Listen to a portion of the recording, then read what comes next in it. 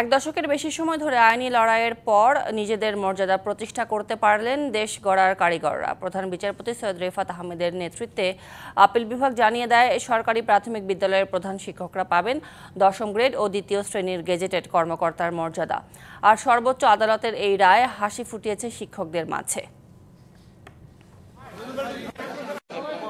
রায়ের পরেই Victorian sign দেখিয়ে আদালত চত্বরে প্রবেশ করেন দেশের মেধা বিকাশের কারিগর শিক্ষকরা। এ সময় তাদের চোখে মুখে ছিল বিজয়ের উচ্ছ্বাস ও আনন্দ। দেশের বিভিন্ন প্রান্ত থেকে আসা শিক্ষকরা জানান তাদের অনুভূতির কথা। খুব ভালো লাগছে, ঈদের থেকেও বেশি খুশি লাগছে, আসলে অন্যরকম অনুভূতি। আজকে 11 বছর আমাদের এই সংগ্রাম করে আমরা এই রায়টি পেয়েছি। এটাও বাদ ভাঙা আনন্দ। এই আনন্দ আসলে এই অনুভূতির কথা ভাষায় প্রকাশ করা যায়। আর শিক্ষকদের সঙ্গে আপিল বিভাগের রায়ের সারাংশ তুলে ধরেন রিটকারীদের আইনজীবী। এটা একটা সীমাহীন অন্যায় ছিল, এটা আর্টিকেল 29 এবং 31 এর ভায়োলেশন ছিল।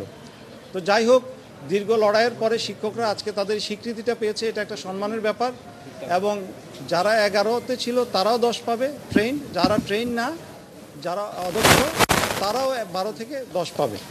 লিলি হালাল বিউটি সোপ, বিএসটিআই কর্তৃক সনদপ্রাপ্ত দেশের প্রথম হালাল বিউটি সোপ। দীপ্তিময় উজ্জ্বল ত্বকের জন্য। এর আগে শিক্ষকদের আবেদন মঞ্জুর করে রায় দেন প্রধান বিচারপতি ডক্টর সৈয়দ রেফাত আহমেদের নেতৃত্বে 4 সদস্যের আপিল বিভাগ। যারা আবেদন করেননি তারাও এই রায়ের সুবিধা পাবেন।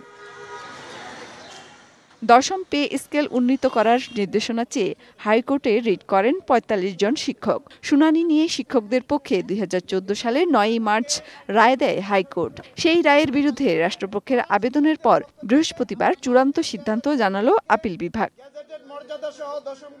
মেহের মনি, ডিবিসি নিউজ, ঢাকা।